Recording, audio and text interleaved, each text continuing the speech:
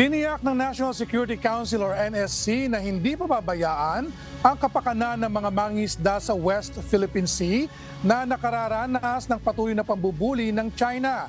Kasunod ito ng direktiba ni Pangulong Ferdinand Marcos Jr. na mas palakasin pa ang presensya ng Pilipinas sa West Philippine Sea, partikular sa Bajo de Masinloc.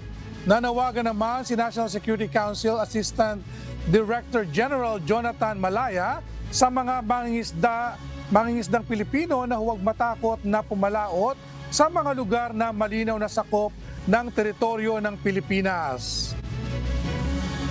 Papalakasin po natin yung presensya ng ating pamahalaan through the Coast Guard, through the BIFAR, and of course yung regular patrols of the Philippine Navy para maipakita sa buong mundo, partikular sa mga nanggugulo sa atin dyan, that that's Philippine territory.